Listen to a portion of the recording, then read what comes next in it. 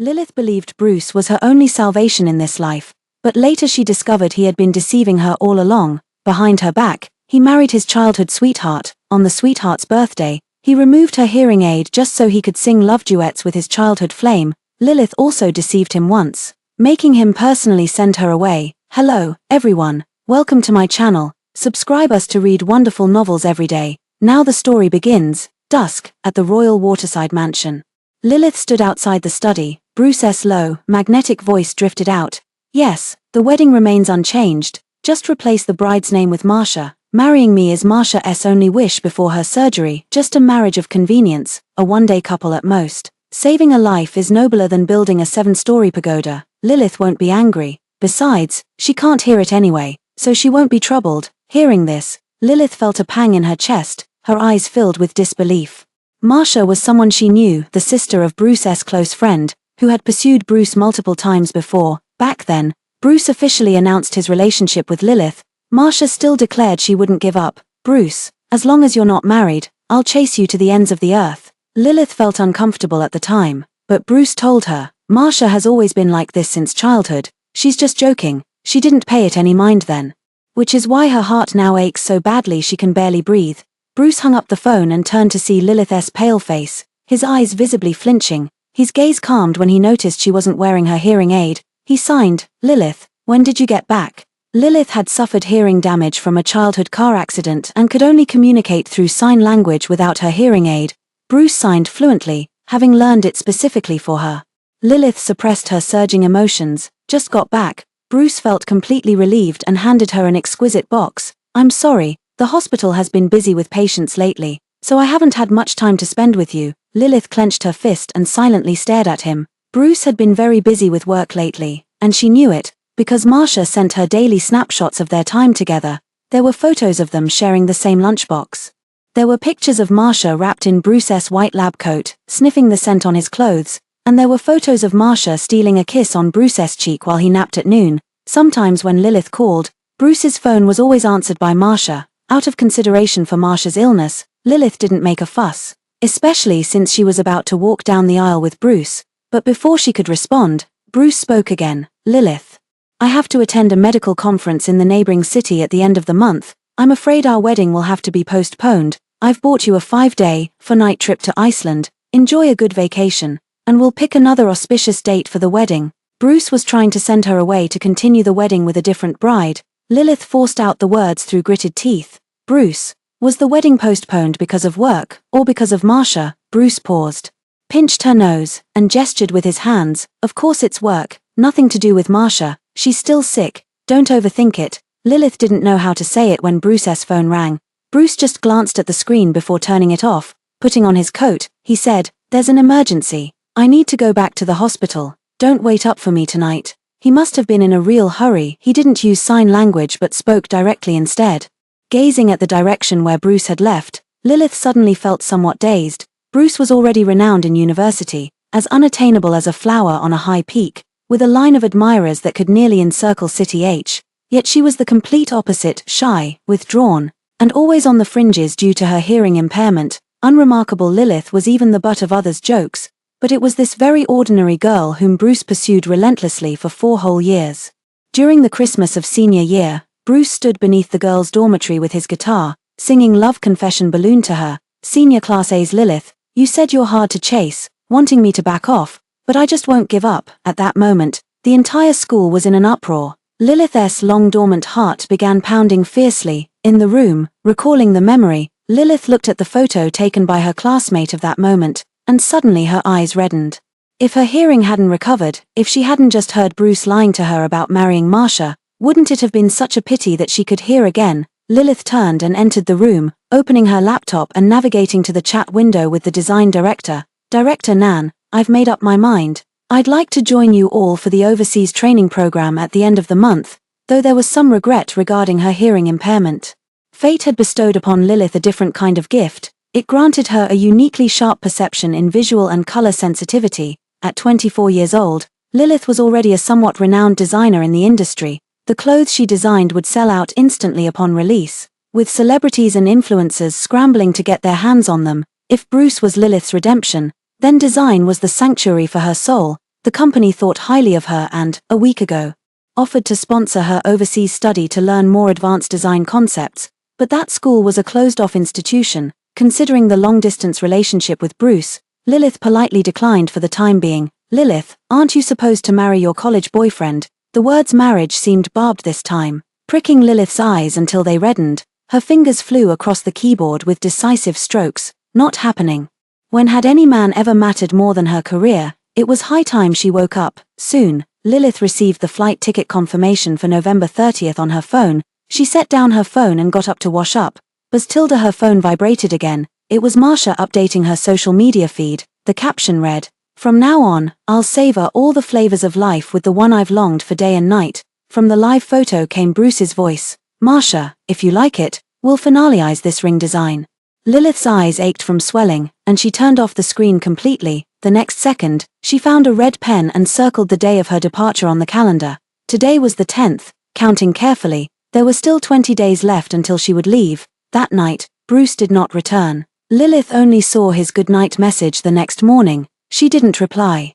Glancing at her reflection in the mirror, she steadied herself and prepared to leave for the office. Pausing briefly by the entryway, she ultimately picked up her hearing aid before stepping out. Just as I opened the door, I bumped into Bruce, who was coming back.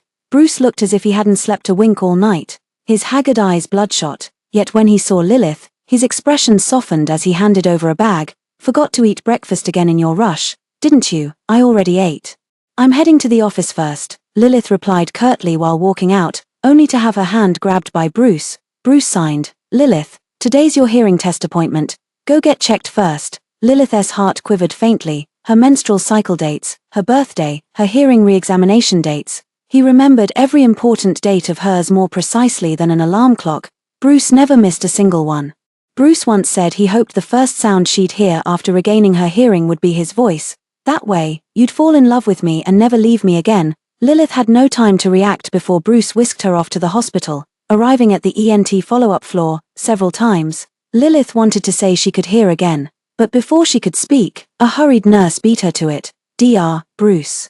Patient Marcia in bed 2 is emotionally unstable. She cut her arm and refuses to let us treat the wound. We can't handle her. Please come quickly." 3 months ago, Marcia was diagnosed with severe depression. When depressed, she self-harms. When agitated, she smashes things. In short, she couldn't be left unattended. The Cameron family and medical staff were at their wits' end. Only when she saw Bruce would Marcia calm down and cooperate with treatment.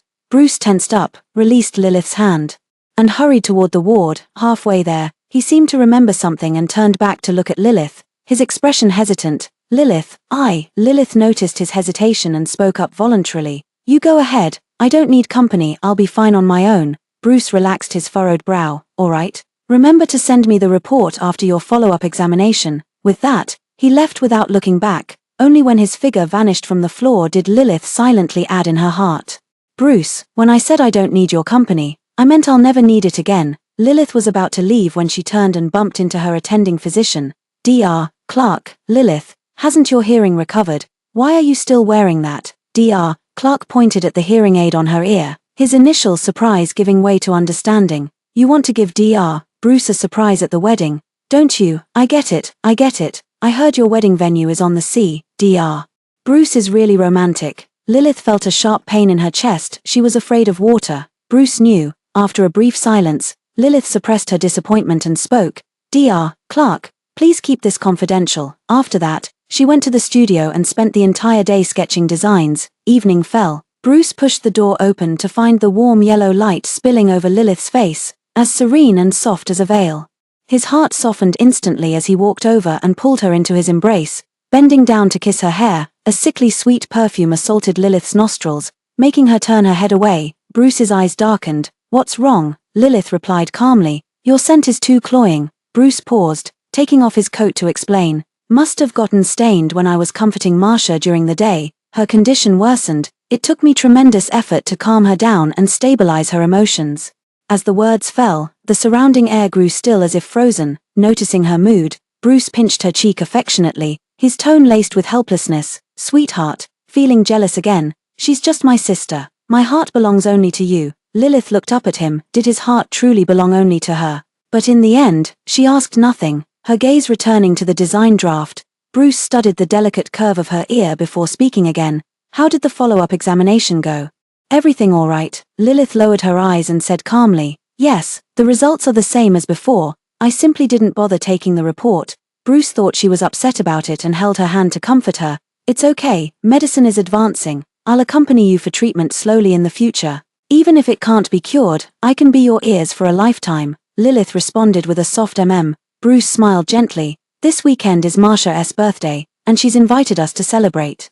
Lilith politely declined. I have plans this weekend. Lilith, I know you don't like Marcia, but she's sick now. She specifically asked me to invite you because she truly considers you family. You should consider her feelings. Lilith was instantly rendered speechless, watching Bruce's furrowed brows. She once again felt relieved that leaving Bruce had been the right decision. On Sunday, Bruce still took her to Marcia's birthday party. Inside the private room, laughter and chatter intertwined.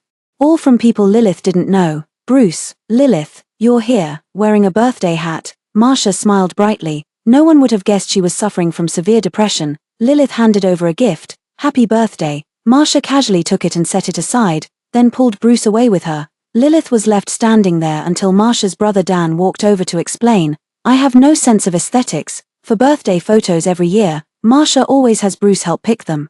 Don't mind it. Lilith shook her head. When the birthday party began, she found a seat and happened to see Bruce and Marcia interacting. Marcia wanted ice cream, but Bruce wouldn't allow it. Marcia wanted to drink alcohol, and again Bruce wouldn't allow it. Marcia pursed her lips in displeasure but complied nonetheless. Bruce is still like this, more overbearing than my own brother. Only Bruce can keep you in check. Their friends chimed in, teasing Marcia and Bruce.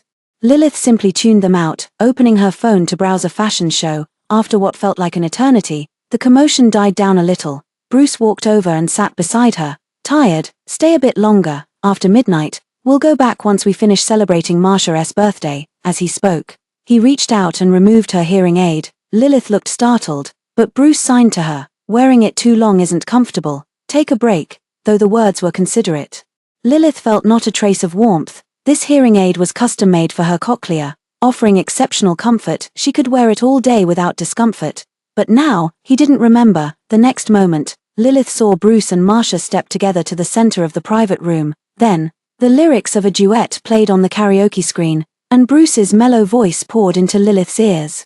You and I are a perfect match made in heaven, Tilda. At 22, Bruce told her that even without hearing, one could still feel the sounds of this world with their heart. At 26, Bruce deceived her into removing her hearing aid just so he could sing love songs with someone else. Lilith felt her heart pricked by needles, bloodless yet riddled with countless wounds. She stepped out of the private room. The river's surface shimmered under the night sky. The breeze brushed against her face, bringing a tinge of coolness. As her fingers touched the phone's memo app, Lilith felt her turbulent emotions suddenly calm. There are only 15 days left before leaving City H. She really shouldn't be sad over someone who changed their heart. What awaits her ahead is a brand new life. Just as she was about to head home, a coat was draped over her shoulders. Then, she saw Bruce's slender fingers gesturing before her eyes. Going out without telling me, what if you'd been in danger? Lilith replied calmly, you and Marcia seem to be enjoying yourselves singing, so I didn't want to interrupt. Bruce felt an inexplicable twinge of guilt. We weren't singing, just exchanging a few words of blessing with Marcia. It's windy here, let's head back. They had been together for years. Lilith knew all too well that Bruce only changed the subject when he was lying, looking at the two shadows on the ground, seemingly together yet worlds apart. Lilith spoke softly, Bruce. Maybe we should break up. That simple sentence sent a shock through Bruce's heart. Lilith, I know I've been too busy with work lately and neglected your feelings. From now on, no matter how busy I am, I'll make time for you. You know my greatest wish in life is to marry you. Bruce pulled Lilith into his arms with such force, as if afraid she might vanish the next second. Lilith lightly fluttered her eyelashes as her thoughts drifted away. A year ago, she participated in the City H International Design Competition, where hearing aids were prohibited in the venue. Other contestants had people cheering for them, but she couldn't hear. Bruce directly took over all the screens in City H to cheer for her. As she wished, she took first place in the competition. When reporters interviewed her, Bruce held her hand tightly and said with a firm expression to the camera, Lilith is a gift from God to me. My greatest wish in this life, Bruce, is to marry her. Time flies, and even the most beautiful vows fade away. Ever since that day Lilith said they should break up, Bruce rushed home every day after work to be by her side. She would draw her drafts, and he would read medical literature beside her. It was as if they could truly go back to how things were before, but that was only if one ignored how often he checked his phone. The messages were from Marcia, arriving every half hour without fail. By the end of the day, precisely. Bruce's phone had buzzed 48 times. Every night, after Bruce lulled her to sleep, he'd retreat to the balcony or bathroom to coax Marcia through his phone screen. Marcia, be good and follow your treatment properly. I'll bring you strawberry cake tomorrow. No, Bruce, I want your kisses, hugs, and to be lifted high. Lilith heard Bruce's helpless laughter, followed by the magnetic and rhythmic sound of kisses. A week passed like this. On this day, Bruce brought her tickets to a traditional Chinese fireworks show. Lilith, the one you've always wanted to see. Lilith did want to see this traditional Chinese fireworks display, since it would be hard to catch after going abroad. Only upon arriving did she realize Marcia was also there. Bruce explained proactively. Lilith, Marcia has been actively cooperating with treatment lately. This was a reward we promised her long ago. Marcia smiled sweetly. Yes, Lilith. It's been so long since I've gone out to have fun. Don't worry, I won't interrupt your date. That's what she said. But Marcia kept pulling Bruce to take photos one moment and playfully roughhousing with him the next. Every now and then, she'd shake her arm and say, Lilith, look at Bruce, he's not giving me any leeway at all. Lilith remained silent, her attention entirely focused on the fireworks. On the way back, Marcia asked Bruce to buy some small fireworks, saying she wanted to save them for her next birthday. After sending Bruce away, Marcia dropped her pretense of generosity and pulled out her phone to show off some seafaring wedding decor. Lilith, don't you think a sea wedding would be lovely? I want to get married on the ocean someday, and Bruce agrees it's perfect. Lilith understood her intentions but refused to engage, walking straight ahead without a word. Yet Marcia persisted, yanking off her hearing aid with undisguised irritation. You can hear but won't answer, pretending to be deaf. Then why did you make Bruce buy you hearing aids? Lilith frowned and reached out to snatch the hearing aids. At that moment, a car came speeding down the road. Returning, Bruce saw this scene and immediately shouted, Lilith, Marcia, get out of the way. Lilith reacted swiftly, stepping back just in time to avoid the vehicle. Meanwhile, Marcia was shielded in Bruce's embrace. As their eyes met, Bruce noticed Lilith wasn't wearing her hearing aid, his pupils contracting sharply. Lilith, can you hear now? Compared to Bruce's look of shock and delight, Lilith remained completely expressionless. She even felt a faint urge to laugh inside during the car accident. Her so-called boyfriend Bruce had instinctively protected the girl he called his little sister. Meeting her icy gaze, Bruce felt a jolt in his heart. Realizing the situation, he hurriedly began to explain. Marcia was closer to me. I know, Lilith cut in quickly. Bruce had just relaxed when his expression tensed again. Lilith, since when could you hear? Lilith didn't miss the fleeting panic on his face. She still spoke calmly. Just now, perhaps startled by the honking, Bruce felt the tension in his heart completely dissolve as he took her hand. Let's get you checked first. Bruce, could you take me back to the hospital? I'm feeling a bit dizzy. Behind them, Marcia spoke weakly. Her words barely out before her body swayed and began to collapse backward. Bruce reacted instinctively, catching Marcia before she fell. He looked at Lilith, his face showing hesitation. Lilith could see through Marcia's clumsy acting, but she no longer cared. It's so late. The ENT department is already closed. You should take her back to the hospital first. In the end, Bruce carried Marcia away. A long time passed. Lilith finally looked down at the ground. Where the hearing aid had been crushed into pieces by the car, she picked it up and threw it into the trash bin, just like discarding her relationship with Bruce. Then she went home alone. The moment I got home, a gust of wind blew in from the balcony, flipping the calendar open. It's already the 20th, just 10 more days before I leave. Late at night. Bruce's first act upon rushing back was to ask about her test results. Still in recovery, just need to rest properly. Lilith repeated what Dr. Clark had advised earlier. Bruce heard this, his dark eyes welling up with tears, the corners of his eyes turning red. He held her tightly, as if confirming the reality of this moment, his voice trembling and hoarse. Lilith, I've waited so long for this day. Lilith, does my voice sound different from what you hear with your hearing aid? Lilith. On my 26th birthday, my wish was that you could hear before our wedding, so our vows wouldn't be conveyed through hearing aids. Bruce's excitement was palpable, as if he wanted to pour out all the words he'd held back over the years to Lilith. Speaking of the wedding, Bruce only then noticed she wasn't wearing a ring. Where's the ring on your hand? Lilith, her eyes flashed with a hint of mockery. Had she been taking it off for days? And only now did he notice. Her voice was calm. It's too precious. I was afraid it might get lost before the wedding day, so I put it away first. Bruce. He playfully pinched her nose, his face full of adoration. How could we not wait? The wedding is just postponed a little. If it really gets lost, we'll buy a new one. We'll buy whatever our Lilith likes. Lilith didn't reply anymore, turning her gaze to the chilly night outside the window, after learning her hearing had recovered. Bruce was in an exceptionally good mood and became even more attentive to her health than before. Even in his sleep, he murmured about Lilith's precautions during her hearing recovery period. Lilith gazed at his sleeping face with mixed emotions. Just then, her phone vibrated with a voice message from Marcia. It was also Bruce's voice, except this time he was soothing Marcia. Lilith looked again at the man murmuring her name in his sleep, suddenly feeling a strange sense of dissonance. Marcia continued sending messages. Lilith turned off the screen, not even glancing at the person beside her, and got up to go to the guest room. The next day, Bruce asked her discontentedly why she went to sleep in the guest room. Lilith casually replied, "I have a cold, didn't want to infect you." Bruce stroked her head and said helplessly, "What's a cold compared to not being able to hold my wife while sleeping?" Bruce, as always, constantly made her feel that he couldn't live without her. Lilith, however, didn't bask in this sweetness as she used to. "You're going to be late." Bruce hugged her once more before leaving. "There's an international conference tonight, so I'll be back late." After Bruce left, Lilith took out her phone and glanced at it, understanding dawning in her heart. Only 7 days remained before her departure, and just 7 days before Bruce and Marcia were to marry. With so many pre-wedding matters, no wonder Bruce had become busy again. Lilith gathered her thoughts and headed to the company. After a morning of intense work, the manuscript she had prepared for her overseas studies was finally finalized. Just as she was about to take a break, she caught sight of a stunning wedding dress design. The mermaid-style gown, with its ethereal tulle-like mist, was most striking for its headpiece. Unlike traditional wedding veils or tiaras, it consists of 2 feather-like shells, light and ethereal.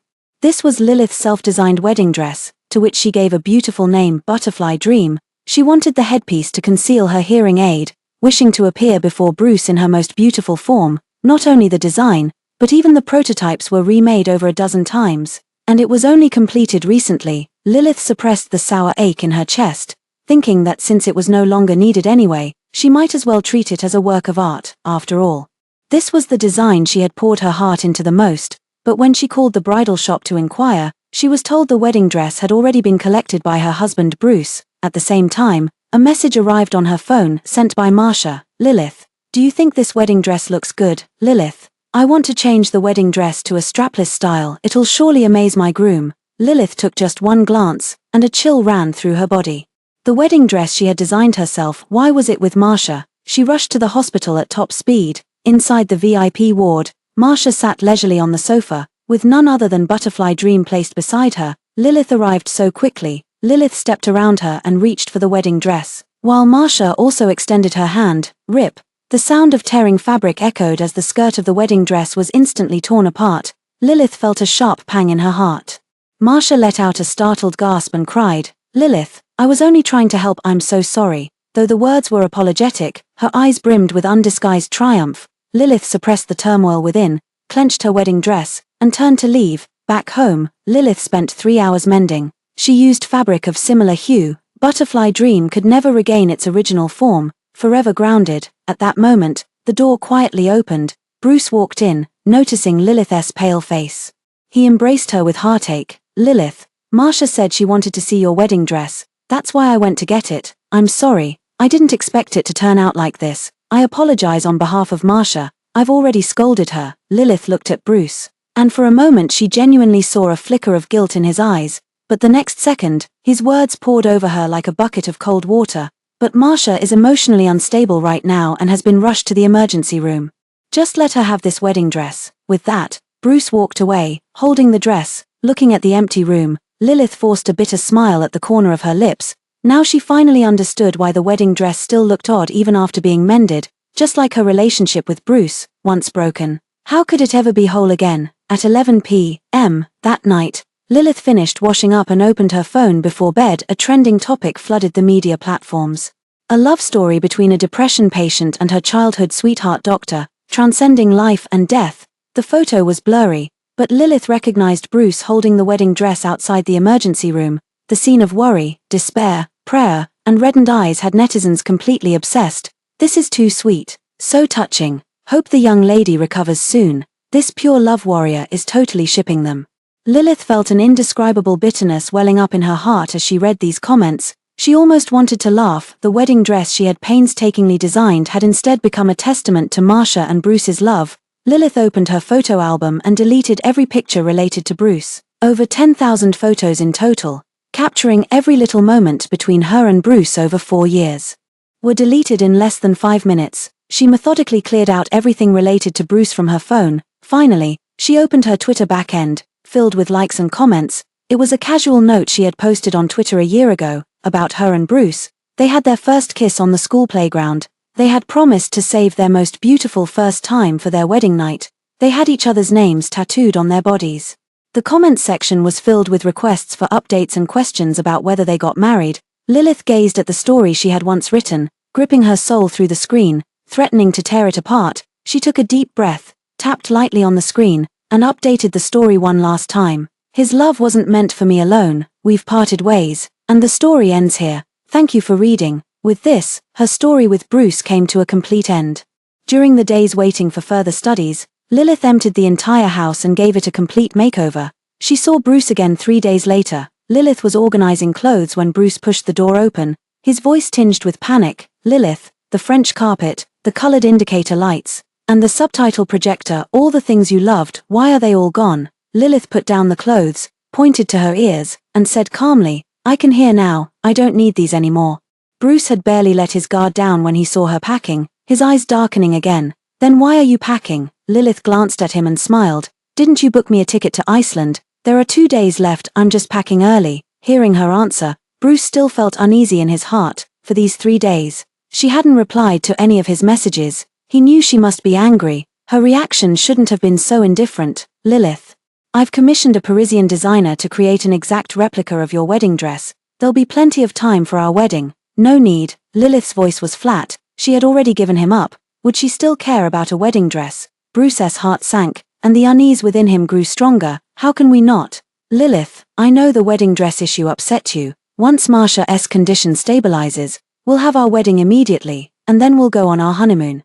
You mentioned seeing the northern lights in the Arctic and the pyramids in Egypt. How about we go to all of them? Bruce, as if desperately lacking security, said a lot, with an air that he wouldn't stop until she responded. Lilith really wanted to ask, and she actually did. Bruce, since you're so looking forward to our wedding, why postpone it? You said you're busy this month, but you often have time to stay by Marcia's side. Hearing this, the man who had been talking non-stop just moments ago paused. Lilith looked at him with understanding and changed the subject for him. It's because her condition is serious, right? By the way, has she stabilized? Bruce nodded. Yes, in a few days, she'll enter the final treatment phase, and her depression will be completely cured after that. Lilith smiled. That's good to hear. Looking at her radiant smile, everything was clearly progressing according to Bruce's plan. Yet he felt an emptiness in his heart, a sense of impending loss of control that unsettled him deeply. Lilith didn't dwell on it and slept soundly through the night. The next day, when she woke up, she saw that the ending of the story she had updated the day before had unexpectedly caused a massive uproar. My redemption literature has completely turned into a bad ending. This trending topic remained firmly at the top of the charts for a long time, in just one night. Netizens had dug up her personal information and even uncovered the male lead in the story, Bruce. Lilith had intended to contact her media connections to have it deleted. With a loud bang, the bedroom door was violently pushed open. Bruce, still wearing his unremoved white coat, looked tense and grim as he grabbed her wrist, his tone icy. Lilith, come to the hospital with me. Marcia attempted suicide because of you. On the hospital rooftop, the first light of dawn appeared. Marcia stood at the edge of the rooftop, her face streaked with tears, swaying precariously as if she could be swept away by the wind at any moment. Bruce's eyes narrowed. Marcia, calm down, I've brought Lilith. With that, he pushed Lilith forward slightly. Marcia pointed at Lilith with bloodshot eyes. Why? Why did you send people to cyberbully me? Lilith frowned. She knew Marcia was pretending. But right now Marcia was emotionally unstable, surrounded by people. No one would believe her if she spoke the truth. Marcia, I didn't send anyone to cyberbully you. Come down first. We can talk this through. Marcia shrieked hysterically. Then go explain it. Go tell them I'm not the other woman. As the words fell, all eyes turned to Lilith, and urging voices rose one after another. A doctor in a white coat said, Miss, please explain quickly. This is a matter of life and death. A firefighter's voice also chimed in. MS, Lilith, time is of the essence. Please cooperate. Cameron's family members, even more enraged, accused. Lilith, are you trying to kill our Marcia? Bruce also stared intently at her, his eyes full of urgency. Lilith, you can save Marcia's life by explaining. What are you still hesitating for? Lilith felt like someone on trial. She clenched her fists, her throat feeling as if something was blocking it, making it difficult to swallow. After a long time, she finally uttered a single word with difficulty. Okay, then. She took out her phone, recorded a video, and posted it. I am the account owner. The story is purely fictional. Please stop cyberbullying others. After sending it, Marcia's emotions gradually stabilized. Bruce seized the opportunity to step forward and pulled Marcia down with all his strength. Bruce. Marcia collapsed into his arms, weeping inconsolably. It's all right, it's all right. Bruce patted Marcia's back, soothing her gently. Everyone breathed a sigh of relief and stepped forward to comfort Marcia. Lilith slipped away from the rooftop like a presence overlooked by everyone. Within half an hour of the video being posted, public opinion completely reversed, from initially cursing Marcia as the other woman, to now condemning Lilith for deliberately seeking attention and stirring up drama. Some even used her hearing impairment as a weapon against her, when she went out to mail something. Someone nearly threw sulfuric acid at her. At the critical moment, Bruce took off his coat and shielded her in his arms. Back home, Bruce nervously checked every inch of her skin, only relaxing after confirming there were no injuries. Lilith, don't go out for a while. Lilith just looked at the calendar beside her and softly replied, it's fine, I'm leaving tomorrow anyway. A wave of guilt washed over Bruce. I've put you through so much. After Marcia finishes her last treatment tomorrow, I'll go with you and explain everything clearly. Bruce said a lot, but Lilith couldn't hear him anymore. How could she have ever thought Bruce was her salvation? He was clearly just a deeper abyss, hurting her heart and soul. She spent her last day in City H alone. On the day of her departure, Bruce personally drove Lilith to the airport. Before checking in, Bruce had been telling her about the local cuisine in Iceland.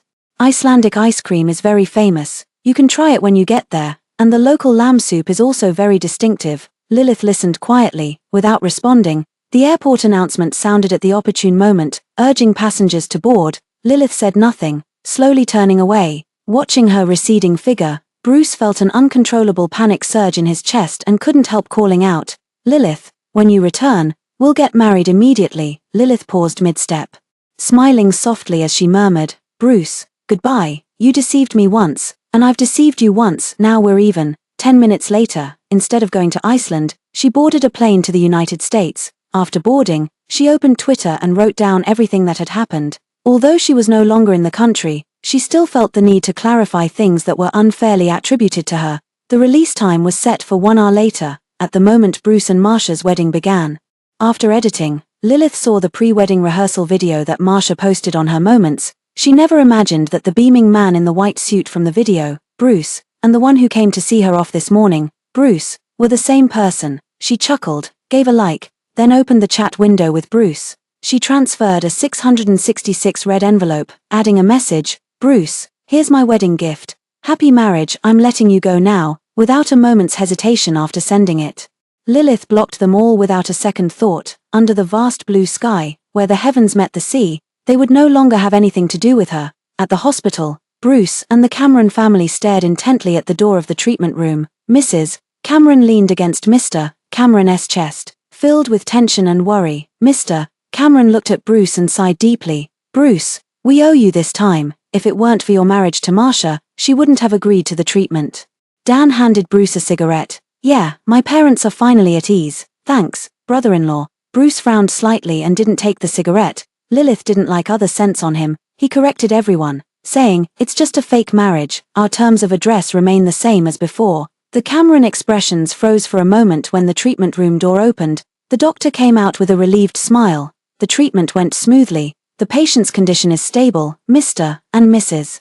Cameron immediately followed the medical staff excitedly to see Marcia. Dan didn't step forward. After a moment of silence, he looked at Bruce and said, Bro, why don't we just make it real? My parents are quite satisfied with you. Bruce frowned slightly, his tone growing heavier. Dan, don't join in this nonsense. We agreed earlier that this marriage was just to get Marcia to cooperate with her treatment. Besides, my girlfriend is Lilith.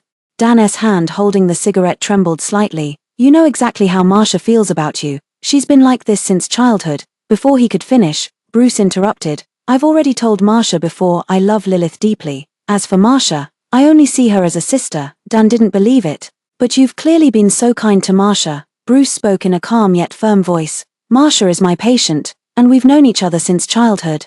I've just given her a little extra care, nothing more than that.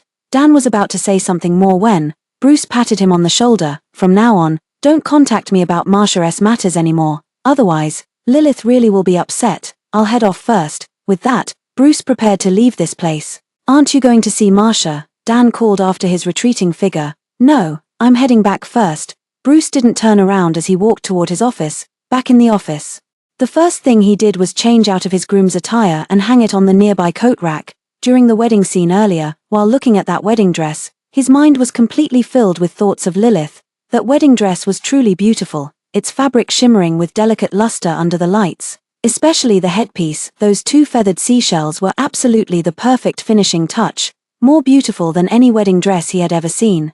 Marcia did look lovely in it, yet somehow Bruce was certain that dress could only have been made for Lilith. When the lights shone upon it, obscuring the face, for a moment he thought it was the scene of marrying Lilith. The more he thought about it, the more Bruce couldn't help the upward curve of his lips. If it weren't for Marcia, today might have really been my wedding with Lilith. Bruce couldn't help but murmur softly. At the thought of Lilith, Bruce's entire expression softened.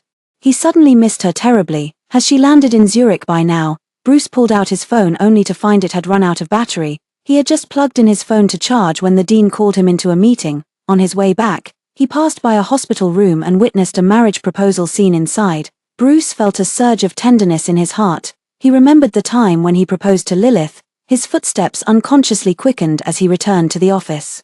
Just as he picked up his phone, he saw a message from Lilith pinned at the top. A faint curve slowly formed on his thin lips, but when he saw the words on the screen, his expression changed, the curve of his lips gradually flattening as his face visibly paled. His hand gripping the phone unconsciously tightened, almost crushing the device out of shape. Lilith knows about his marriage to Marcia, or did she hear about it? When Bruce felt as if struck by lightning, his blood freezing in his veins.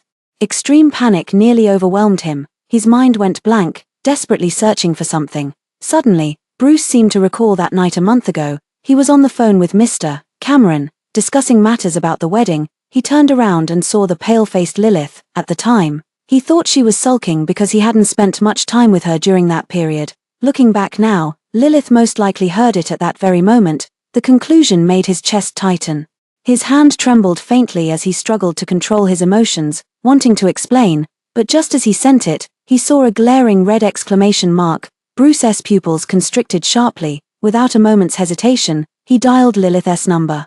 The result was undoubtedly a blocked status. Bruce tried contacting Lilith through other means. All responses were blocked or deleted notifications. Bruce felt a suffocating turmoil in his chest that made every blood vessel ache. Passing by the hospital entrance, a surgical colleague was startled to see Bruce with bloodshot eyes and an aura of hostility radiating from him. "Dr. Bruce, what's wrong with you?" Bruce didn't answer him. His eyes reddened almost instantly as he rushed home at top speed. Pushing open the door, a wave of desolation greeted him. Bruce walked into the bedroom, which was neat and tidy. He opened the wardrobe, where only his clothes hung alone. The other half was empty. All of Lilith's belongings were gone. Lilith couldn't possibly have taken so many things on a trip. Bruce checked every corner of the house again. Every trace related to Lilith was gone. Her favorite throw pillow, and all their keepsakes that once covered an entire wall, everything had vanished. Bruce rushed to the art studio in desperate hope. The room once filled with sketches and handmade crafts now stood completely empty. Bruce took an involuntary step back and collapsed onto the nearby sofa.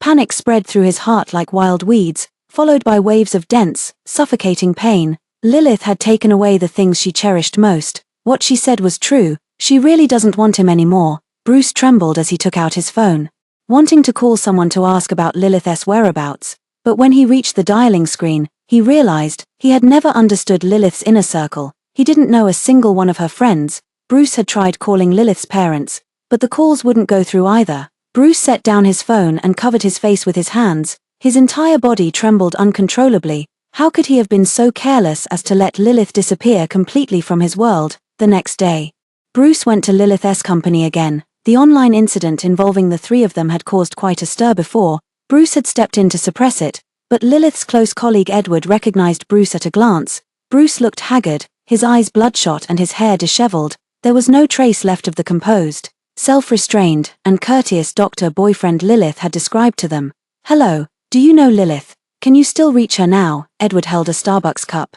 Smiling brightly, "Of course I know. Lilith went abroad for further studies." Bruce's eyes tightened inch by inch. "Abroad for studies?" "Yes, she was preparing to go a month ago. How come you, as her boyfriend, didn't know?" "Oh, I almost forgot you're the ex-boyfriend. Why would Lilith tell you?" Edward mercilessly stabbed him with words. The term ex-boyfriend made Bruce's heart constrict. "I'm his boyfriend, we never broke up," Bruce said coldly.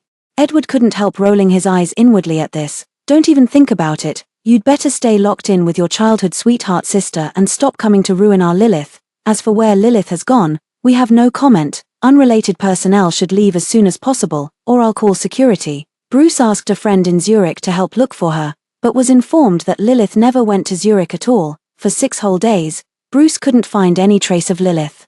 Bruce sank into a state of manic depression. When there was Lilith news again, it was a long post she made on Twitter. It recounted the entire course of events. The news, which had almost faded into obscurity, was pushed back into the spotlight because of this. Poor girl. Her boyfriend is a player and she still gets cyberbullied. A boyfriend like that should have been dumped long ago. Good riddance, sis. Let the ex-boyfriend and childhood sweetheart stay locked together forever. The online backlash was immediate. Bruce and Marcia were once again caught in the storm. The Cameron family acted swiftly and quickly suppressed the situation. Bruce paid no attention to these matters, merely staring at Lilith's posts, reading them over and over more than a dozen times. As if only this way could he feel the reality that Lilith still existed. In the days that followed, Bruce tried every possible method to find Lilith. He had checked all the flight information from that day: Paris, Zurich, France, Los Angeles, Seoul. As soon as the holiday began, Bruce flew to these places to find Lilith. But the world is so vast, how could he possibly find her? He even tried going to the police station to look for her. But when the police asked him who Lilith was to him, he didn't even have a proper identity to give. The officer explained, "We can't help resolve conflicts between couples. If anything happens to her, her family will contact us." Bruce didn't know how he left the police station. His heart ached with that familiar sting again, sharp and bone deep. He regretted it, regretted not having tied himself to Lilith sooner. For a whole year, he didn't even have the right to look for her. Those who knew Bruce were surprised to find that Bruce seemed like a completely different person. He used to be steady and reserved, yet gentle with those close to him. But now he seemed frozen through and through, except for work. He was cold and indifferent to everything. The bar. Dan received a call from the bar and rushed over in a hurry. When he saw Bruce's white shirt stained with blood, his temples throbbed. He looked Bruce up and down, no wounds, just completely wasted. Dan let out a sigh of relief. The hotel manager nearby explained what had happened. Bruce got drunk, saw a girl who looked just like Lilith being intimate with another man. Bruce beat up that man. After hearing the whole story, Dan was at a loss for words. Dan handed the compensation money to the manager. He picked up the completely drunk Bruce and took him home.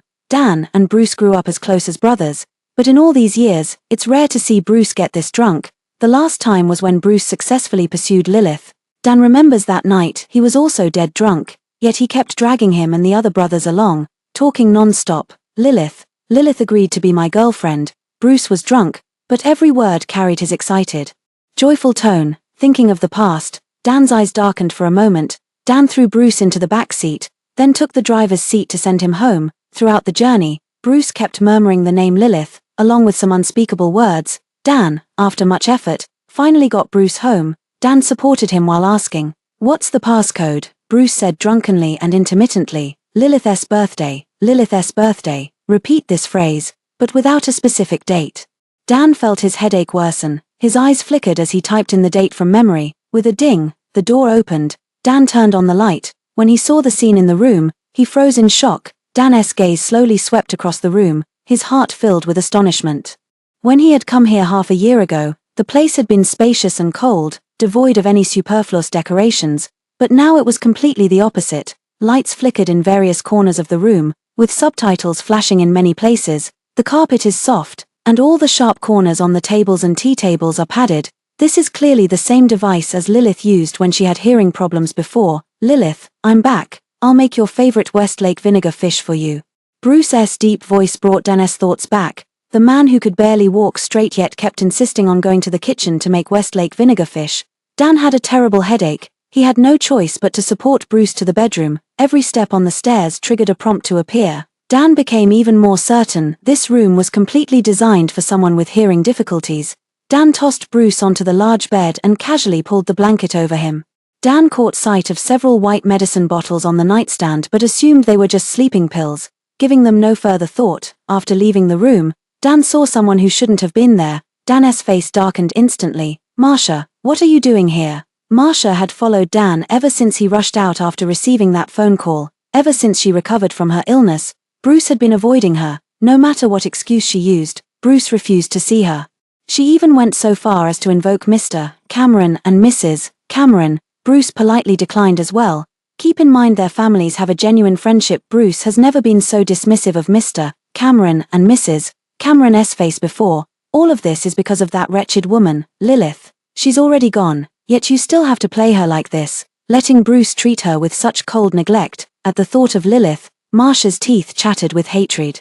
The venom in her eyes was completely unconcealed. Dan saw her expression and his eyes turned cold again. Marcia snapped back to reality, unwilling to acknowledge him, and walked straight toward the bedroom. "I'm going to take care of Bruce." Dan grabbed her wrist, his voice icy. "He doesn't want to see you, go back."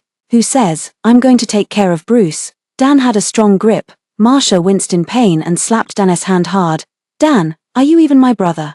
You won't even help your own sister," Marcia accused unhappily. This directly infuriated Dan, who snapped, "It's precisely because I treat you too much like a sister that I've spoiled you into this state. Haven't you harmed Lilith enough by exploiting your illness? How much longer will you keep this up? Bruce doesn't like you at all. Go back home. If you come here again, I'll have Mom and Dad freeze your credit card immediately."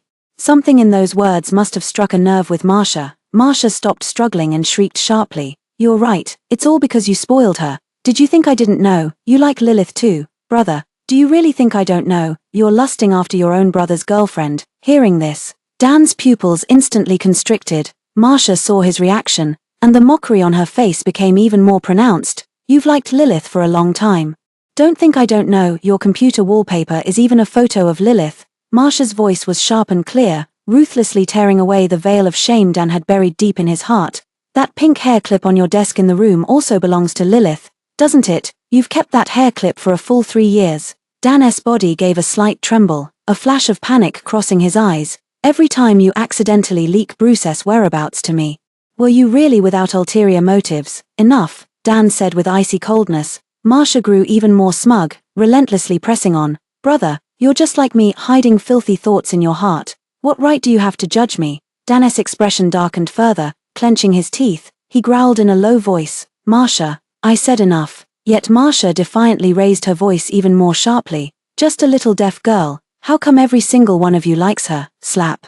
A crisp sound reverberated through the silent air. Marcia was stunned by the slap, tears welling up in her eyes, covering her face, her expression filled with grievance and resentment.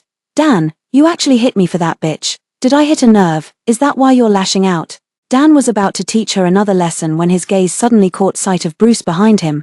Dan felt his heart constrict. The air fell silent, and even Marcia's cursing came to a halt. She followed Dan's gaze. Not far away, she saw Bruce's tall figure leaning against the wall, his strikingly handsome face flushed with alcohol. A pair of drunken phoenix eyes stared directly in this direction.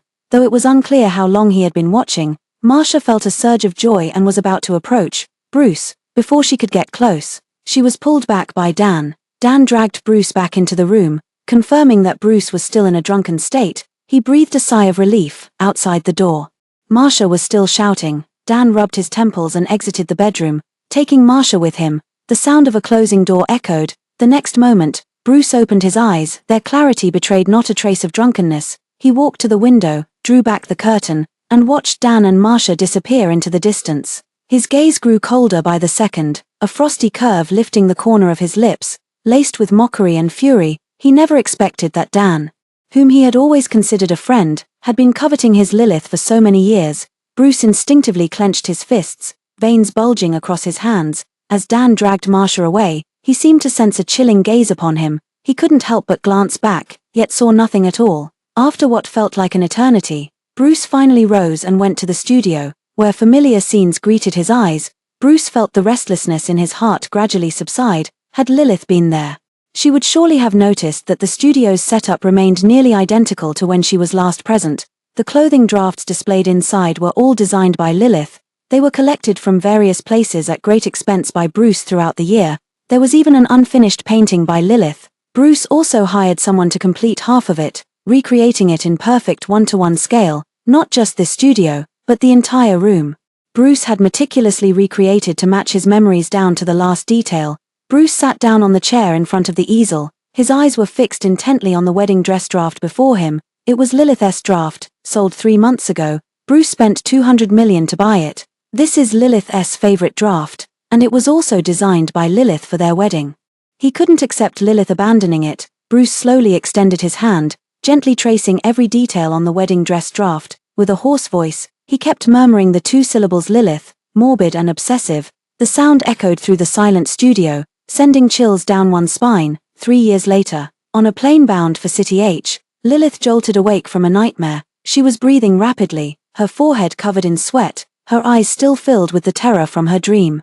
She dreamed of Bruce again. For the past 3 years, she would occasionally dream of Bruce. She couldn't recall the details, but in the dreams, Bruce had transformed into a terrifying version she didn't recognize. Her best friend Edward quickly handed her a cup of warm water. What's wrong? Feeling stressed after returning home, Lilith took a sip, trying to calm her emotions, and confessed truthfully, I dreamed of Bruce. Edward immediately made a spitting sound. Don't mention that scumbag. It's bad luck, you wouldn't believe it. Not long after you left, Bruce, that scumbag, actually came looking for you at our company. And I heard from some colleagues that most of the designs you previously worked on were bought back by Bruce at high prices. Lilith froze momentarily. What did you say? Edward took out his phone, opened a chat record, and showed it to her. I just found out too. A friend sent me this screenshot directly. Lilith's pupils trembled when she saw the familiar profile picture. Bruce's profile picture hadn't changed. It was a rabbit she had casually photographed when they were together. Lilith hadn't expected him to still be using it. Edward quickly changed the subject upon seeing this. Just think of him as having too much money to burn, asking for trouble, Lilith said softly. Let him be. He's hardly anything to do with me now. Exactly. Don't let strangers affect your mood. Edward chimed in repeatedly. They landed at City H Airport. Just at 10 in the morning, Edward had to fly to a neighboring city for business, so the two temporarily parted ways. Lilith wore light makeup, her long hair slightly curled, dressed in a simple trench coat with a white scarf around her neck. Her entire demeanor appeared both aloof and enchantingly graceful. Just after leaving the airport, she received a call from her mother. Lilith, Felix is waiting for you at the airport. You'll have dinner with him later. Mother Lilith's expectant voice came through the receiver. Mom, Lilith didn't even get to finish her refusal before the call ended abruptly, leaving her no chance to decline. Lilith rubbed her temples, feeling a slight headache coming on. Her parents were aware of her past relationship with Bruce, starting a year ago. Whether from reading too many online jokes or watching too many dramas, Lilith's mother became convinced she still hadn't gotten over Bruce. She had been scheming to set her up on blind dates ever since. She always used being busy with overseas matters as an excuse to decline, and Lilith's mom frequently called to nag her about it. Now that she's back in the country, Lilith could no longer avoid it. Lilith pushed her suitcase, heading towards the location mentioned by Lilith's mom. Lilith, at that moment, a deep male voice sounded. Lilith subconsciously halted her steps and turned to meet a pair of dark, profound eyes.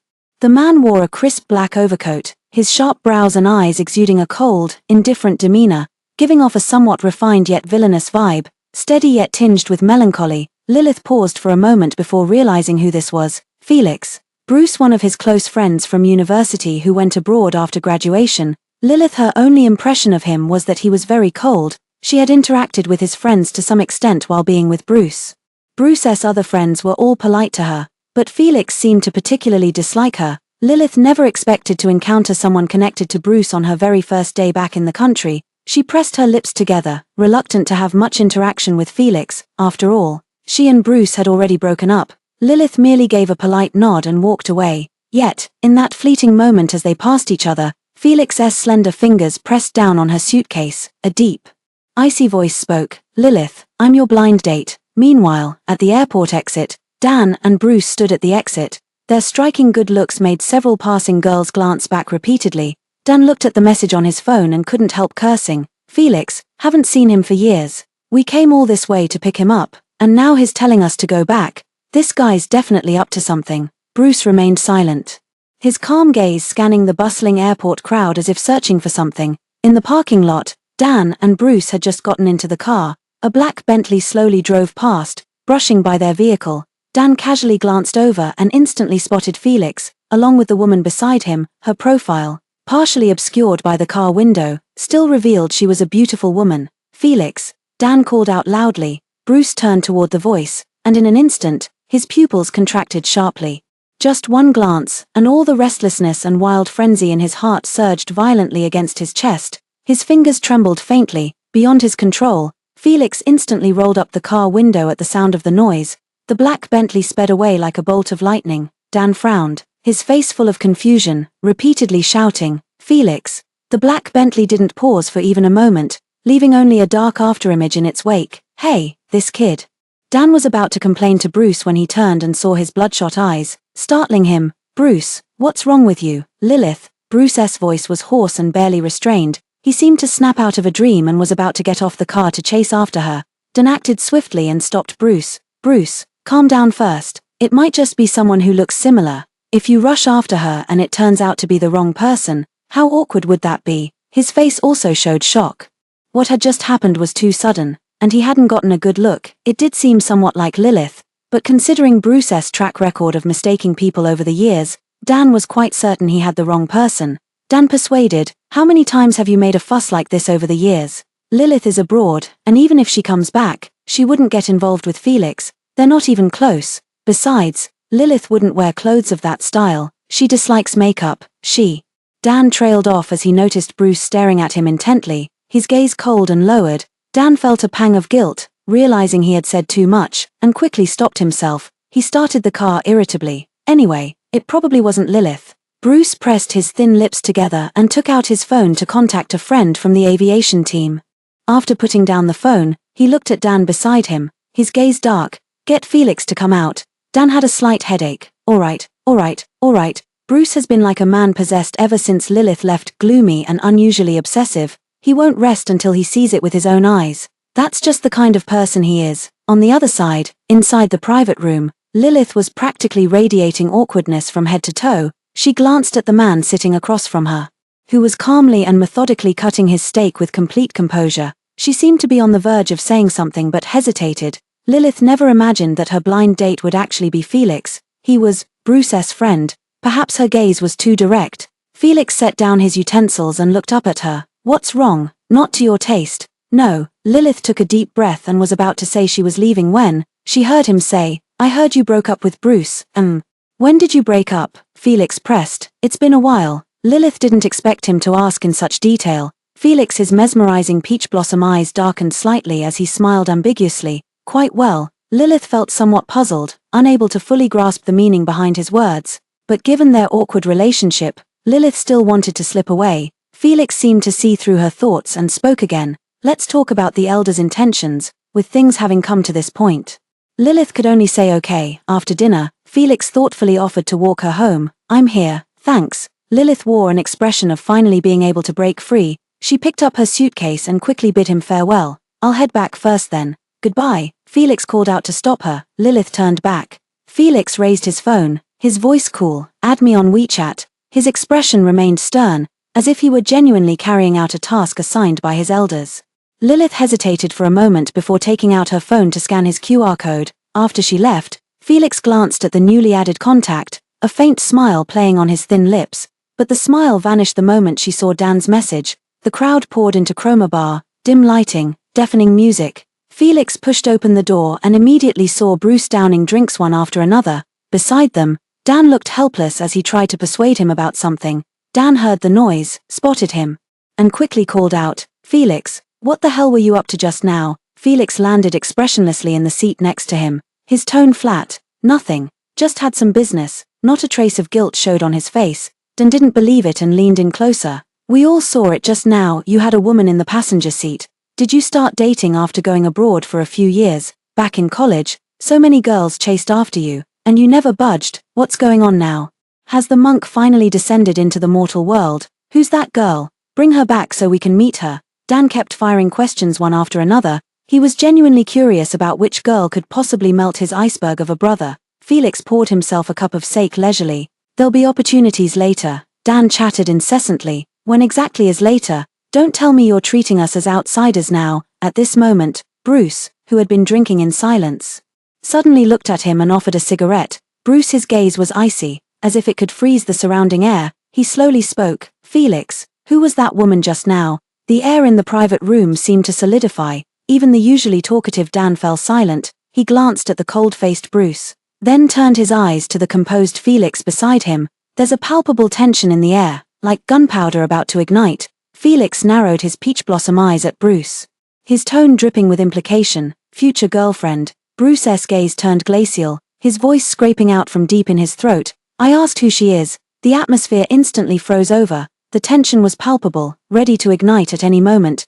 Dan quickly stepped in to mediate, blocking Bruce. He turned to Felix apologetically and said, "Felix, don't take it personally. Bruce has been like this ever since his girlfriend left. He sees Lilith in everyone. He almost mistook the woman in your passenger seat for her just now." Dan cursed inwardly. What a mess. Without him, this group of brothers would surely fall apart. However, Bruce's gaze and Felix's gaze still collided in the air.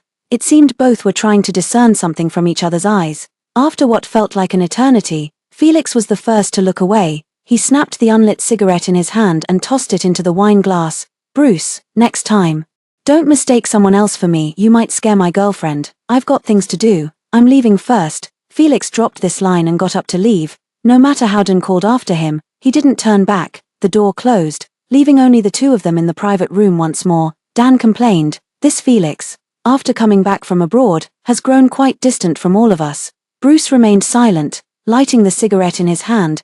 Pale blue smoke veiled his stern profile. Like a beast lurking in the night, he looked somewhat desolate. Dan sighed and patted his shoulder. "You too." With that accusatory tone earlier, anyone would feel uncomfortable hearing it. "Felix finally got a girlfriend, and you made things awkward for everyone like this. Bruce, you really need to fix this habit of seeing everyone as Lilith.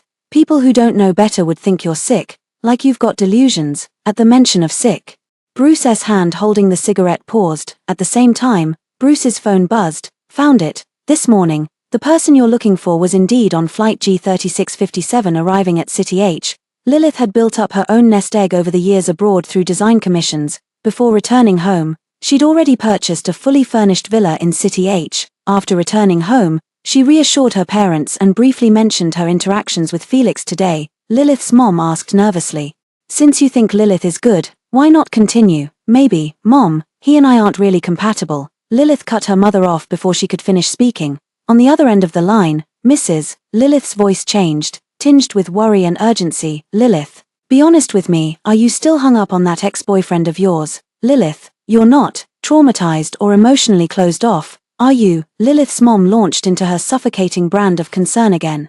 Lilith's head began to ache again, so she hurriedly replied, "Then I'll give it a try first." After placating Lilith's mom, Lilith collapsed onto the soft bed, her gaze vacant, her thoughts in turmoil. 2 minutes later, she opened WeChat and found the chat window with Felix. Felix's profile picture was a cherry blossom. Pink and white, very beautiful. The profile picture didn't quite match his aloof and indifferent demeanor. Lilith tapped on the screen, succinctly expressing her current disinterest in dating. After sending the message, the person on the other end never replied. Lilith set down her phone without giving it another thought. She thought Felix might also be under pressure from his elders, and perhaps he hadn't taken the matter to heart either. As far as Lilith was concerned, this chapter was closed. But she didn't expect to run into Felix again the next day while discussing collaboration details. The assistant said with a smile, "Ms. Lilith, this is our Mr. Felix. You can discuss the clothing details and ideas directly with Mr. Felix." With that said, the assistant tactfully withdrew. The entire office was now left with just her and Felix. Lilith felt so awkward her scalp tingled. Summoning her courage, she spoke up, "Mr. Felix, do you have any thoughts about this fashion show? All your design drafts look good. Go ahead with your ideas, and I'll let you know if there are any issues." "Lilith, so why did you call her over today?" She never expected Tia's president to actually be Felix. Felix, dressed in a perfectly tailored black suit with an aristocratic air, said something rather startling. "Don't be nervous, we'll have plenty of time to get acquainted in the future." "Lilith, what do you mean?" She pursed her lips and hesitated before speaking. "Mr. Felix, did you see the message I sent you last night?" "I did." Felix's voice remained as calm as ever. Lilith let out a sigh of relief. So his mention of prolonged contact must have been referring to work matters. "Right, before the weight in her heart could fully lift, she heard him say, "You have the right to reject me, but I also have the right to pursue you." Lilith instantly widened her eyes, looking at him with disbelief. Felix met her gaze just as openly. He looked completely serious. Without a trace of jest, Lilith stammered, took a deep breath, and blurted out as if throwing caution to the wind, "Mr. Felix, I used to be with Bruce, and you're his close friend. I don't think our relationship is appropriate." Lilith never expected her to go this far with her words. Felix nodded earnestly with a serious expression before speaking. "He is him, I am me, you've been with him before, but that doesn't conflict with my feelings for you." Lilith returned home.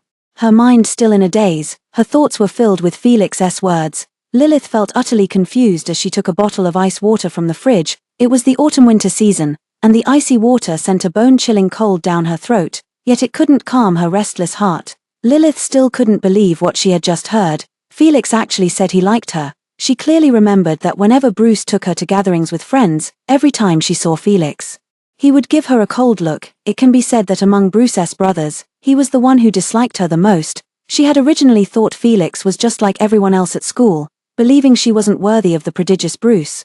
But now, he was saying he liked her. Lilith pondered, her thoughts becoming as tangled as countless threads, impossible to unravel. Feeling her emotions growing restless again, Lilith decided to head to the gym upstairs to calm her mind through exercise. Just as I was about to go upstairs, the phone on the coffee table rang. It was Edward calling via video. "Lilith, I've arrived. You wouldn't believe how cold it is up north. It's already snowing. Here, take a look." In the video, Edward was wearing a thick down jacket and pink ear muffs, thoroughly enjoying himself outside. "Lilith, when are you coming? Let's go skiing together." Edward held a handful of snow, speaking to the screen. Lilith was a southerner who had rarely seen snow before. During her years abroad, she had been too busy with her career to properly go skiing even once. Now, stirred by Edward's words, she felt a growing excitement. "After I finished competing in this Hambo Award contest," when it came to the competition, Edward's smile faded slightly as he said with concern, "Lilith, this competition is live-streamed from start to finish. Given how much attention your past with that scumbag stirred up, it might affect you and bring unnecessary trouble." Lilith was naturally aware of this. Her voice was soft but firm. "It's fine. In design, our work speaks for itself. Besides, all that is in the past now, those are all in my past. I won't stop moving forward for the sake of what's behind me." On the other end, Edward heard this, and the smile returned to his face as he said approvingly, "Lilith, you're right, I support you." The two chatted for a while longer. Edward noticed with sharp eyes her unsettled state of mind. "Lilith, what's wrong? Is something bothering you? Did something go wrong with the Hungen group collaboration?" Lilith truthfully told Edward about what happened between her and Felix. After she finished speaking, Edward on the other end remained silent for a few seconds. A sharp voice suddenly burst out, "What did you say?" "No. Wait. Let me process this." Edward's mouth fell open in an O shape. "Lilith, you're saying you went on a blind date with your ex-boyfriend's brother. And then he said he wants to pursue you, and now he's still your sugar daddy, so you turned him down, and he still had the nerve to pursue you." Edward barraged her with questions. Lilith lay on the sofa, her voice indifferent. "Yes, Lilith. Do you think Felix is deliberately messing with you to get revenge for Bruce? After all, you broke up. Bruce kept looking for you. He might still hold a grudge." Edward immediately thought of this. Actually, Lilith had initially thought of the same thing. Felix is the CEO of Hungen. With his status, if he wanted to cause me trouble, he wouldn't need to go through such a roundabout way. "It's unlikely." Edward nodded after hearing the analysis. "That seems to make sense. There's only one possibility left." "What?" Lilith asked. "He genuinely likes you and wants to pursue you." "Lilith, did you have much contact with him before?" Edward analyzed for her like an emotional guru. Lilith was about to say she hadn't had much contact when she suddenly remembered what Felix's mother had told her, that Felix was her childhood neighbor and older brother figure, but she had no memory of it. Lilith wasn't sure if this counted, but she told Edward anyway. Edward understood immediately. "So you're old acquaintances, that explains it." Edward was in the middle of explaining when someone seemed to call out to her from the other end of the video call. Edward responded hastily, saying, "Lilith, try to recall more details and let me know. I'll help analyze it for you. But I have something urgent to attend to right now." No sooner had she finished speaking than the call ended abruptly. Lilith lay on the sofa, having finally vented the words that had been pent up in her chest, and her mind grew considerably calmer. Unknowingly, I drifted off to sleep. Dreams of past events surfaced. At age 7, during the first month after losing her hearing, she temporarily stopped attending school to recuperate at home. One by one, the playmates who used to frolic with her began ignoring her. She took out her treasured snacks and toys to win over her friends. The friends accepted the snacks but still refused to let her play with them. She explained to them that her parents had said she would be able to hear someday, but none of them believed her, and some even circled behind her, holding up notes that read "Little Deaf Girl." She couldn't hear what they were saying, but she could see their disdainful, mocking gazes. Under the setting sun at dusk, she sat on a large rock in the park, tears falling drop by drop onto the ground. She also knew very well that hearing aids cost a great deal of money. Though she longed to hear, she had never pressed her parents about it. She could only blame herself. Why hadn't she run farther away back then? Why had she ruined her own hearing? Sobs echoed through the park. Suddenly, a clean handkerchief appeared before her eyes. Lilith looked up in surprise and saw a cold, delicate, and handsome face. Her tears stopped instantly as she stared blankly at the handkerchief before her. She dared not reach for it, but the little boy stubbornly kept holding it up. Lilith hesitated for a moment before finally extending her small hand to quickly take the handkerchief.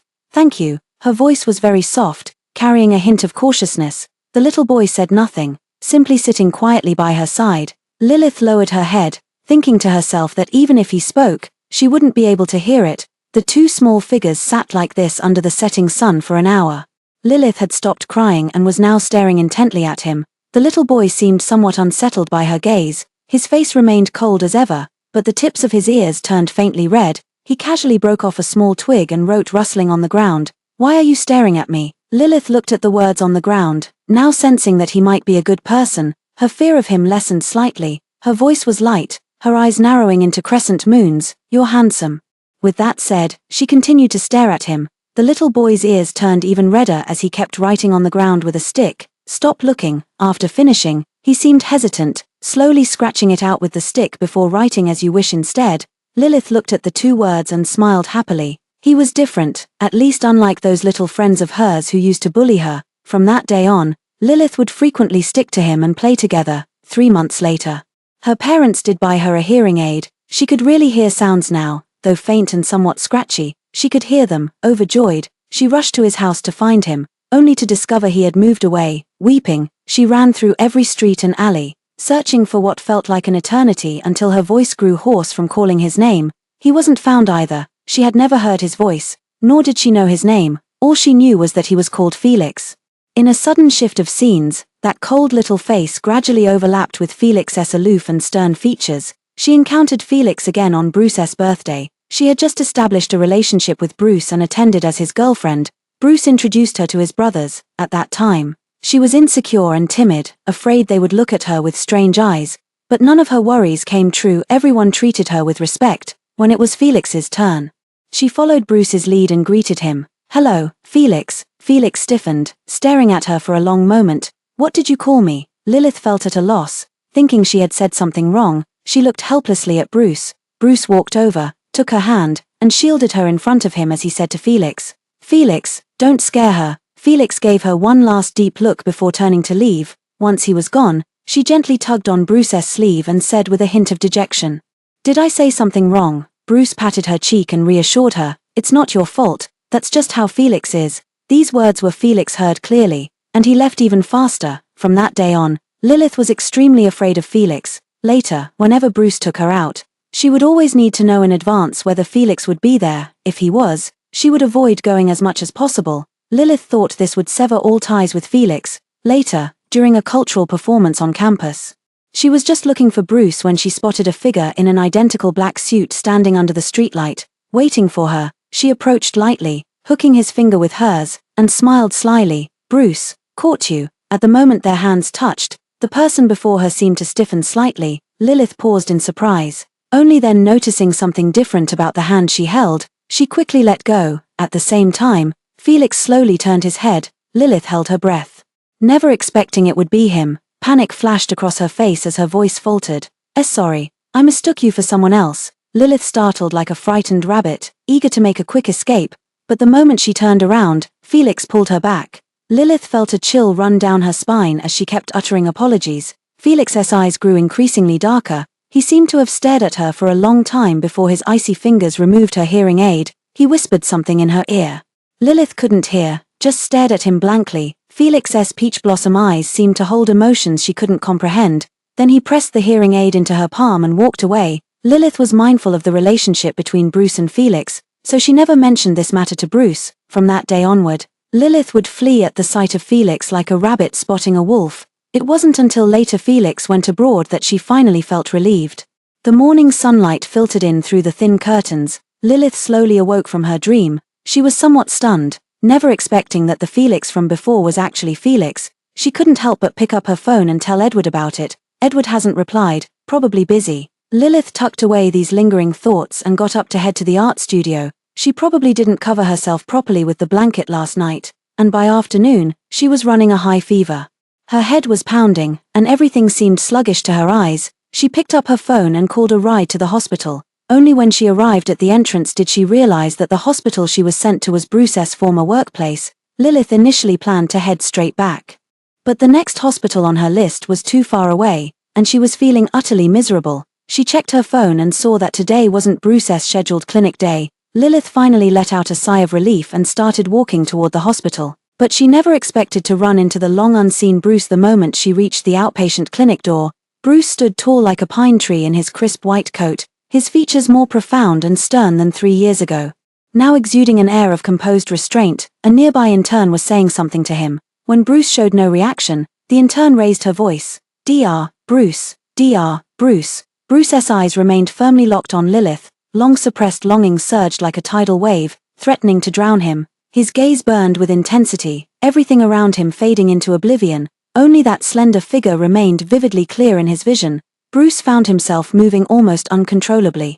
Step by step toward Lilith, each step carried boundless longing and anticipation. His heartbeat echoed through his chest like pounding drums. Ever since learning of her return, Bruce had searched for her every single day. He never expected her to appear before his eyes. Bruce feared this might be yet another dream. Lilith. Compared to his agitation, Lilith's face remained calm, like a lake undisturbed by ripples. She turned slightly, preparing to leave this place. Before she could take more than a few steps, a hand grasped her wrist. Lilith, it's really you. Bruce's voice was hoarse beyond measure. Lilith lowered her head, looking at the hand gripping her wrist. The familiar touch sent a chill of disgust through her. Her voice was calm and indifferent. Do I need to remind you that we've already broken up? At these words, Bruce's breath hitched for a moment, his eyes instantly turning bloodshot. He pulled her tightly into his embrace. The force was immense. As if trying to meld her into his very bones and blood, never to be parted again. Lilith, I know I was wrong. Please don't leave me. There's nothing between me and Marcia. That wedding was just a sham marriage too. Lilith. Bruce's voice was low and hoarse, murmuring her name in whispers. Each word carried endless longing. The assistant standing nearby was momentarily stunned by this scene. In his impression, Dr. Bruce had always been the hospital's unattainable flower, aloof from women. Composed and reserved, who would have thought he could have such a moment of losing control, appearing so abject? From the conversation, it seemed it was because of an ex-girlfriend. The intern assistant quietly enjoyed the drama and tactfully made his exit. The hospital bustled with people coming and going, the constant noise drawing numerous curious glances toward them. Lilith frowned. Bruce, let go of me. Lilith struggled weakly, but the fever left her limbs limp and devoid of strength. Her struggles were in vain. Bruce held her tightly, as if she would vanish the moment he loosened his grip. Lilith turned pale. Just as she was about to speak, darkness suddenly clouded her vision, and she fainted. Bruce only then noticed her body temperature was abnormal, frighteningly scorching hot. He hastily scooped up Lilith in his arms and rushed toward the emergency room. The sky darkened as dim light enveloped the room. Lilith struggled to open her eyes. And when she finally discerned her surroundings, her pupils suddenly constricted, her blood ran cold, and her breath caught in her throat.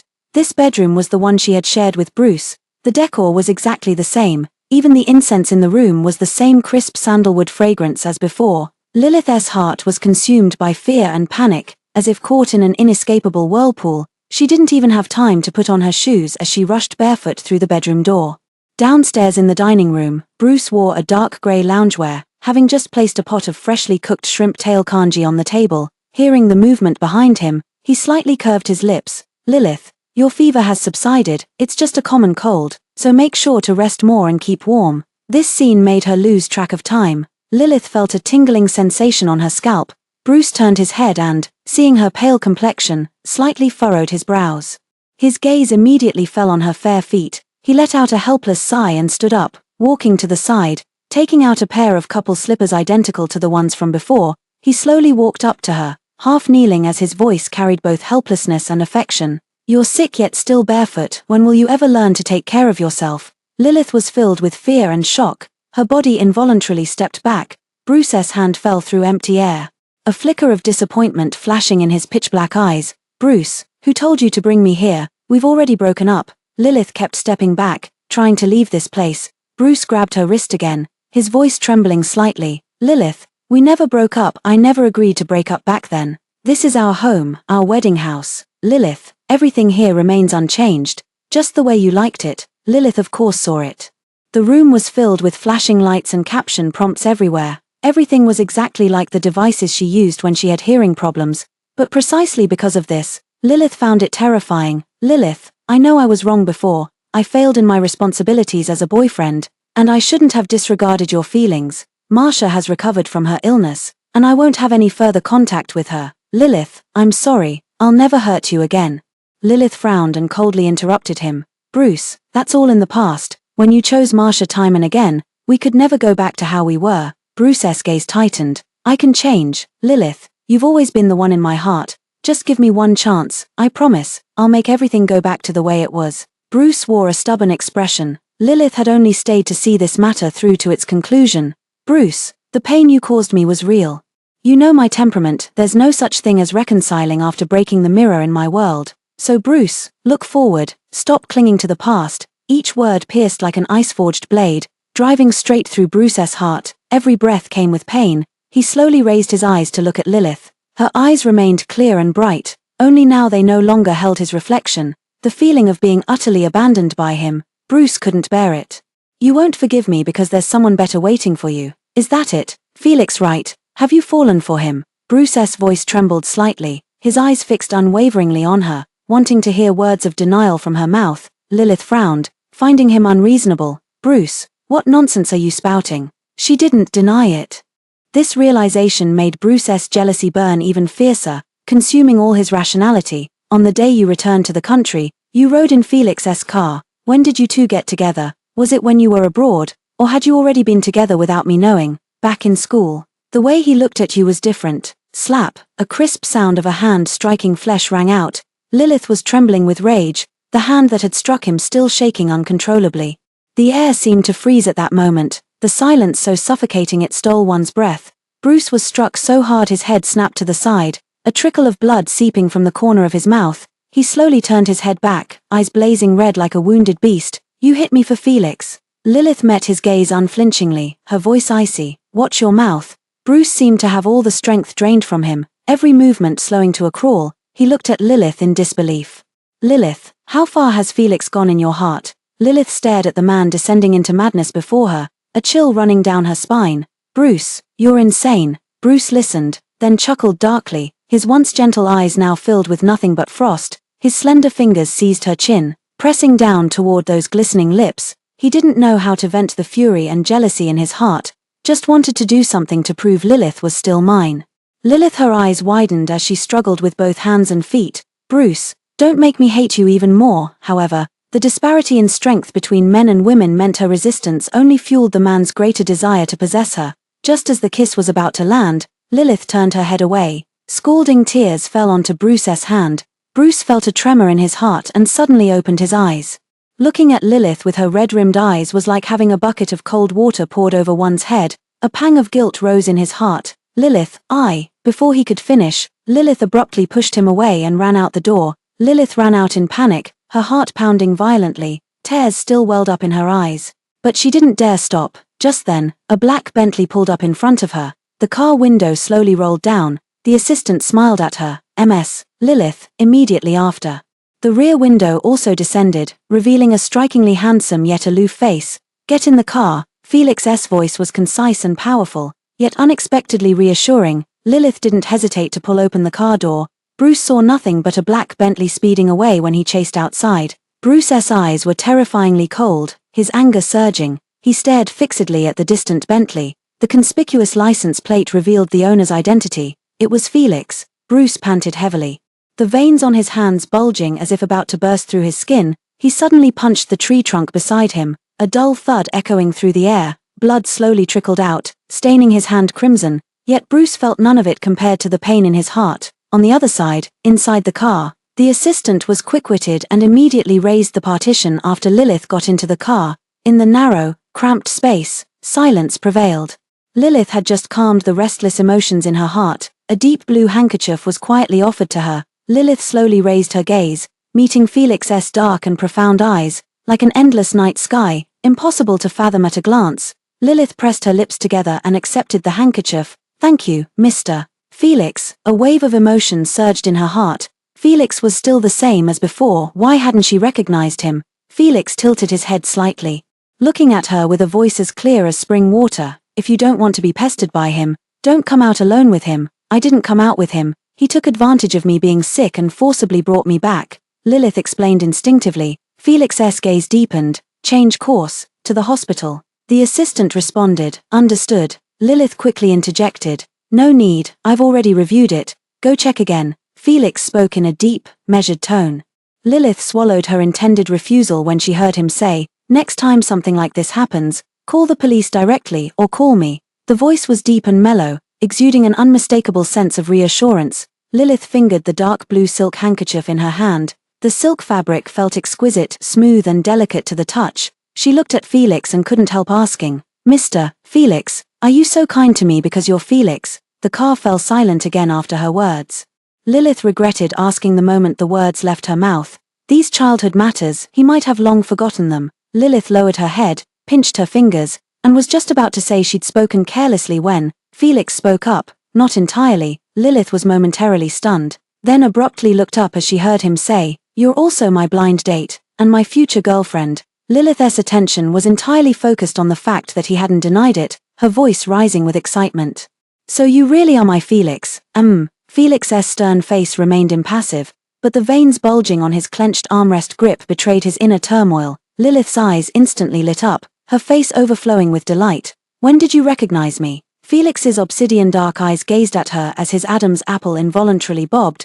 "The first moment I saw you." "Really? Then why didn't you acknowledge me?" Felix remained silent for a long moment before speaking. "Because at that time, you already had Bruce by your side." The night was deep, midnight at 12. Lilith lay in bed unable to sleep, her mind filled with Felix's words to her. "Lilith, I regret it so much, not recognizing you back then." "Lilith, so, do you want to give us a try?" She never expected that Felix could say the most passionate words while keeping a completely cold expression. Lilith buried her head in a pillow, yet these words still drifted aimlessly through her mind. Lilith tossed aside the pillow with resignation. The next second, her phone vibrated with a buzz where it lay beside her. It was Edward calling. As soon as I answered, Edward's boisterous voice rang out, "Lilith, is it really that explosive? You knew each other since childhood. What kind of romance novel setup is this? You better explain this properly." Lilith suddenly felt that the things weighing on her heart had found an outlet. And she recounted everything that had happened these past few days to Edward. Edward gnashed his teeth in fury after hearing this and cursed, "Bruce has truly sunk to new lows, what a shameless bastard." Bruce seemed like such a mild-mannered person, but who knew he'd be such a freak deep down? Truly, appearances can be deceiving. "Thank goodness you didn't marry him, he's practically a wolf in sheep's clothing." Edward ranted and raved for half an hour, cursing Bruce non-stop. Then they started talking about Felix again. "This Mr. Felix might actually work." "Lilith, what do you think?" Lilith pursed her lips. "I don't know. I feel like there's too much to consider when it comes to dating," Edward reassured. "Dating is actually quite simple. Don't overthink it. Not every relationship has to lead to marriage. Dating is just about making yourself happy. If a relationship brings you joy, stay in it. The moment it stops making you happy, walk away. It's really that straightforward. Besides, if you were in a relationship, your mom wouldn't be nagging you. Given Felix's personality, even if you said you wanted to break up, he'd definitely agree. I have a friend who also knows Felix. I secretly asked around for you, heard he's been single all these years. Never had a girlfriend, not even a single rumor." Edward practically transformed into a matchmaker, pulling the red string of fate with all his might. After the phone call ended, Lilith got out of bed, opened the nightstand drawer, and inside a gift box lay a navy blue handkerchief. Lilith gazed for a long time, as Edward's words drifted through her mind again. The benefits of being with Mr. Felix seemed quite numerous. But Lilith merely entertained the thought without actually acting on it. She herself had already endured an unfair love affair. How is her behavior towards others any different from the former Bruce? It's true that being in love can bring happiness. But only under the premise of not hurting others. Lilith placed the handkerchief back into the gift box and closed the drawer. The lights went out, and she fell into a deep sleep. Although Felix had expressed his feelings to her, he didn't pressure her for an answer. At work, both of them tacitly avoided mentioning personal matters. Lilith felt no pressure at all. Since that day, she never encountered Bruce again. During this period, one could say she lived comfortably and contentedly. All her thoughts were focused on the HS design competition. Inside the private room of the All Beings Enter Desire bar, the noise outside was deafening, as if trying to break through the walls, yet the atmosphere inside the private room was frozen to the extreme, so quiet you could hear a pin drop. Dan didn't dare to breathe loudly, glancing at Bruce, then at Felix. Bruce and Felix sat facing each other, their gazes locked as electric sparks seemed to crackle in the air. A chilling atmosphere filled the private room, with tensions so thick they could be cut with a knife. Dan poured a glass of red wine for both of them, forcing a dry laugh. So, Bruce, what was it you wanted to talk to Felix about? Go on, we're all brothers here, just say what's on your mind. Dan subtly reminded them of their relationship.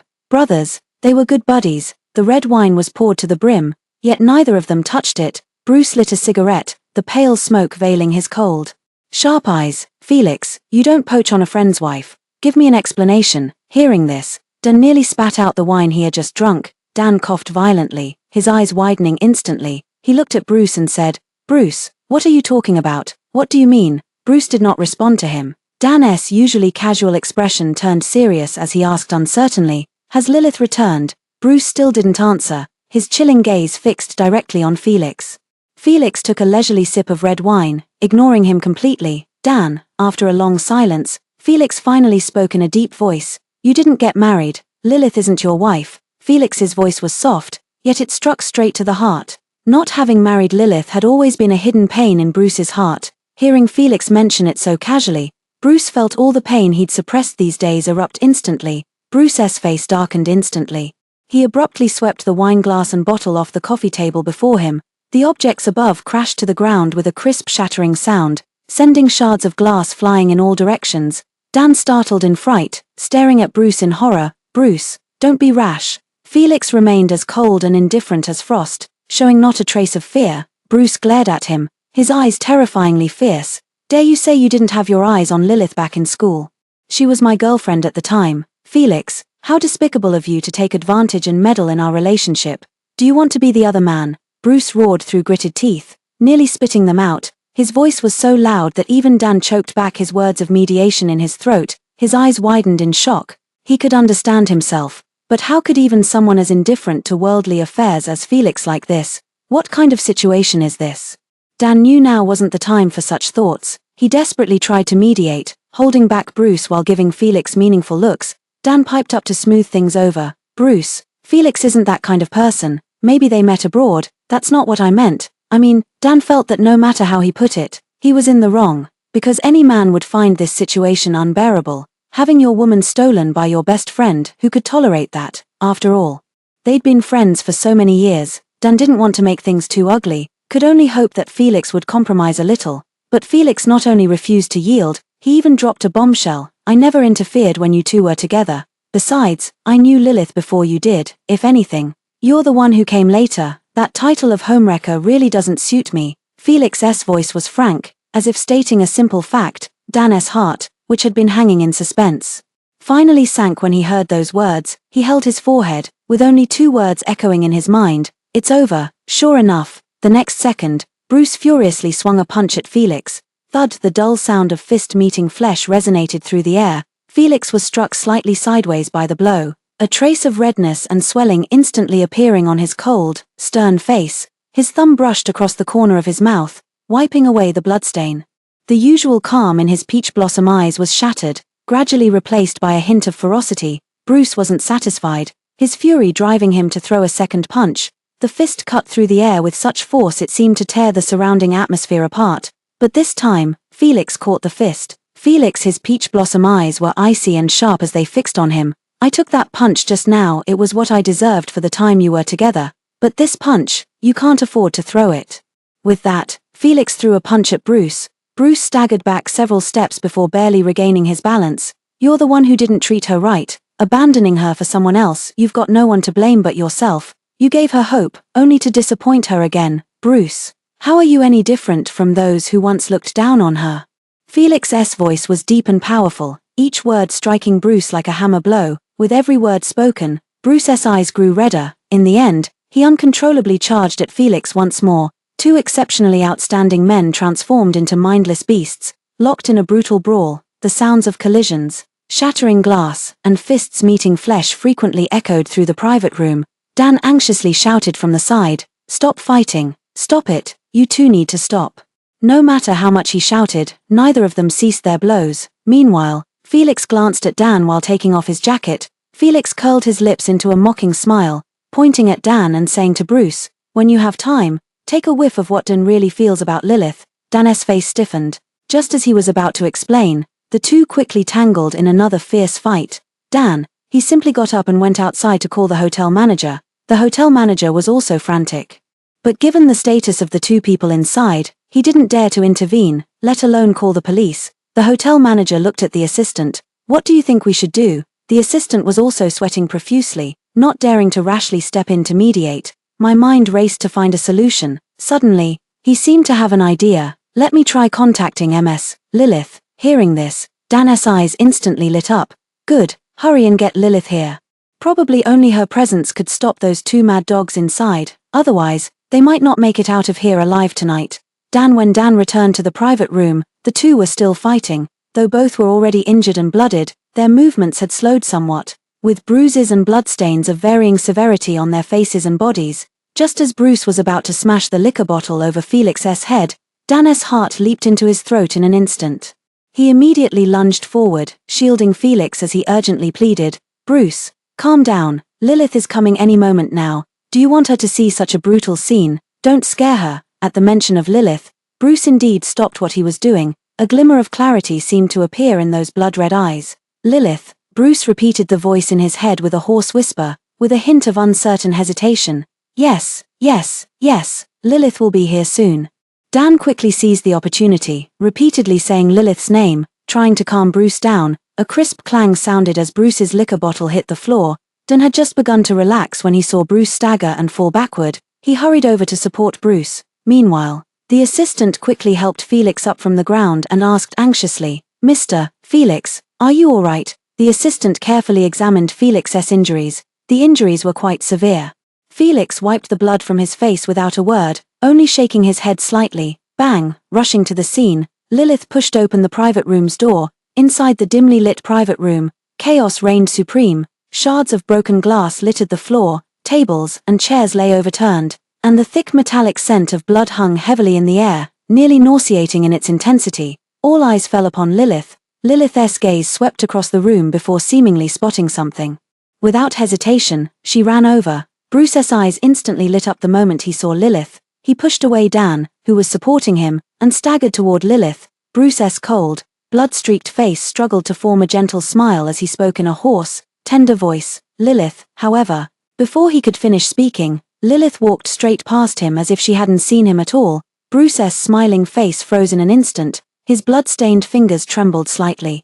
Barely grazing Lilith's soft hair in that fleeting moment, Lilith ran to Felix, her face full of tension. "Felix, are you okay?" The assistant saw her as if seeing a lifeline. "Ms. Lilith, thank goodness you're here, otherwise, Mr. Felix's injuries would only be worse today." Lilith examined Felix's wounds, his body visibly covered in blood. She furrowed her brows, full of worry. Felix felt a sudden pang in his heart. He slowly reached out to smooth her furrowed brow. "Don't worry. I'm fine." Standing not far away, Bruce quietly watched the scene unfold. All surrounding sights and sounds seemed to fade away, leaving only the image of Lilith caring for Felix endlessly magnified and repeating in his mind. She asked softly, "Felix, if it hurt?" She was nervous for Felix, worried about Felix. All her attention was on Felix. Bruce watched everything as if punishing himself. The pain in his body was magnified infinitely in that instant. It had almost reached the point where he could bear it no longer. I don't know how long it had been when I saw Lilith supporting Felix as they prepared to leave. Bruce could no longer hold back and grabbed her wrist. His voice was hoarse, as if roughened by sandpaper. "Lilith, I'm hurt too." Bruce's eyes were filled with pleading, like a puppy abandoned by its owner, utterly wretched. "Let go." Lilith's voice was icy and resolute. "What does your injury have to do with me?"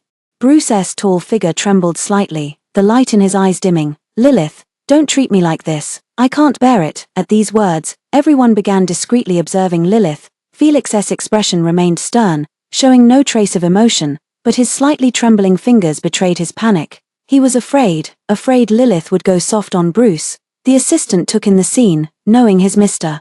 Felix was a stubborn man who kept his feelings bottled up, too afraid to show even a hint of vulnerability in front of the one he loved, no matter how much it hurt. The assistant tactfully spoke up. "Ms. Lilith, let's go, Mr. Felix's wound needs immediate medical attention." Lilith snapped back to attention. "All right, let go," Lilith repeated once more, yet the grip on her hand showed no sign of loosening, instead tightening further, as if she were the only lifeline to cling to. Lilith closed her eyes for a few seconds before opening them again, then without hesitation raised her hand and slapped Bruce across the face. A crisp slap echoed through the private room. The scene left everyone in the room momentarily stunned. "Bruce, keep our matters between us. Dragging others into this only makes me despise you more." Lilith left with Felix after uttering those words. Until the sound of the door closing reached him, Bruce's body seemed to slow down. His movements stiff and sluggish as he touched his own face. He let out a self-deprecating laugh, his eyes nearly bloodshot. The word disgusting was like an icy blade, carving into his heart again and again. The pain ran bone deep, nearly bending him double. Bruce staggered a few steps before collapsing backward. Dan reacted swiftly, catching him. Bruce's eyes were terrifyingly bloodshot as he whispered hoarsely. "Lilith said I disgust her. She said I'm disgusting." Under the glow of the lights, Dan clearly saw the glistening moisture tracing down the corner of his eye. Dan's heart jolted violently. Seeing Bruce in this state didn't make him feel any better either, so he quickly changed the subject. "You must have misheard. I'll take you to the hospital first." Dan helped Bruce up and walked him toward the door. On the way to the hospital, Bruce kept calling out Lilith's name, Lilith, over and over.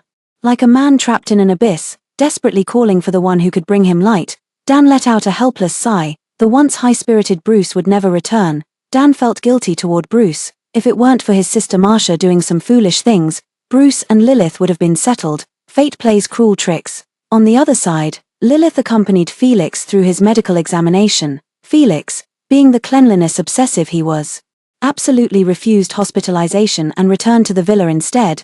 Lilith looked at the white bandages wrapped around his forehead and wrist, her heart heavy with deepening guilt. She whispered softly, "Mr. Felix, I'm sorry." Hearing this, Felix's eyes darkened for a moment as he suddenly looked at her.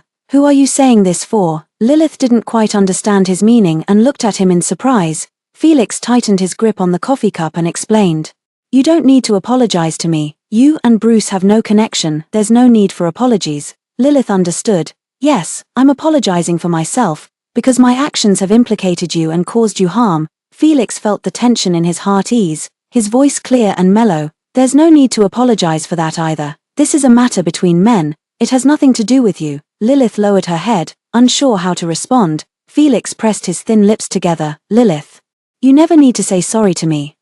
Got it." The scorching gaze made Lilith somewhat uncomfortable, and she averted her eyes. This posture seemed to take him back to his first love, awkward, nervous, and somewhat at a loss. Behind the door, the assistant who had been holding a fruit plate and eating melon throughout the entire incident silently gave a thumbs up in his heart to his Mr. Felix. Chasing women should be this straightforward. Being direct is how you get a wife. The servants behind them eagerly asked the assistant, "Who is this beautiful young lady?" "Yes, she's so lovely. This is the first girl Mr. Felix has ever brought home." "Miss, what is your relationship with Mr. Felix?" Everyone looked eagerly at the special assistant. The special assistant was quite pleased. He cleared his throat and lowered his voice. "Isn't it obvious? Of course, she's our future mistress." The H.S. design competition was drawing closer. Lilith submitted the materials for the final round. That evening, the list of finalists for the competition became a trending topic. Edward sent a message, "Lilith, I'll definitely make it back in time for your competition." "Okay." Edward sent another news link. "By the way, Lilith, you can check the comments section without worry. It's all support for you. Go take a look." Lilith hesitated but still clicked in with a nervous heart, just as Edward had said. Her comments section was finally free of insults and humiliation. All are supporting her, supporting Lilith. Such talent shouldn't be buried, betrayed in love, cyberbullied, yet still making a comeback. This is the kind of satisfying story I want to see. Never once criticized Lilith. Second floor +1. Reading these comments, Lilith's eyes gradually grew moist. Ever since deciding to enter the competition, she hadn't looked at any comments. She had prepared herself for some verbal abuse. After all, the incident between her, Bruce, and Marcia had caused quite a stir before. Edward, see, netizens are clever. Lilith, you've endured hardships but now sweet days have come, your blessings lie ahead. Lilith burst into tears of joy. On the other side, Marcia smashed her phone violently upon seeing the trending topic about Lilith. Bang! A loud noise erupted in the living room. Marcia, her chest heaved violently, the venomous resentment in her eyes unmistakable. Like a coiled serpent. Lilith, when did she come back? What does she want by coming back? Is she trying to take Bruce away again? She had just been picked up from the psychiatric clinic and hadn't even gone to find Bruce yet when Lilith returned. How dare you? Marcia felt jealousy growing wildly like weeds in her heart. Her entire being restless and agitated as she noisily threw things around the living room. The surrounding servants didn't dare to intervene, trembling with fear.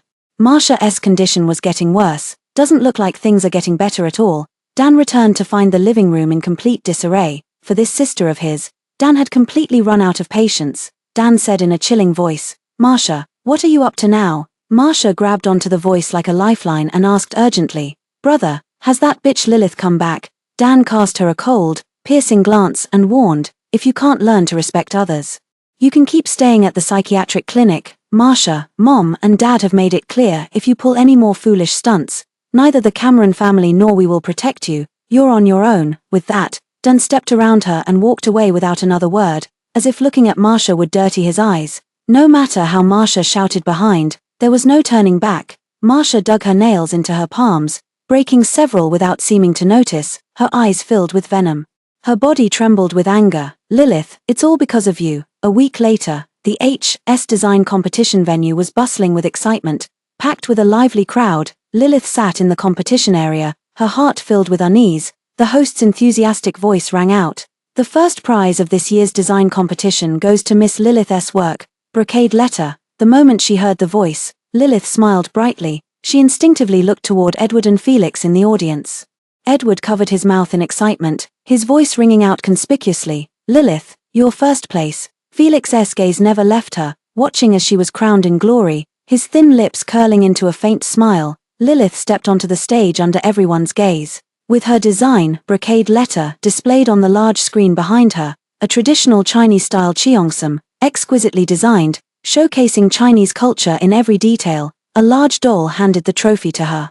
Lilith seemed to hear a congratulations as she lifted the trophy. The noise at the venue was chaotic. Lilith wasn't sure if she'd misheard, perhaps it was just the staff offering their congratulations. She didn't dwell on it. As she held the trophy, her gaze met Felix's in the audience. After receiving the award, there were interviews with major media outlets. After Lilith finished the interview, Felix was gone. Edward mysteriously pulled her aside. Come with me to a place. There's a surprise. You'll know when we get there. Lilith had a faint guess in her heart that Felix was going to confess to her. She had accidentally seen the proposal on Felix's desk earlier. Lilith smiled faintly. Whether it was due to her good mood or not, she thought it was time for her to take that step.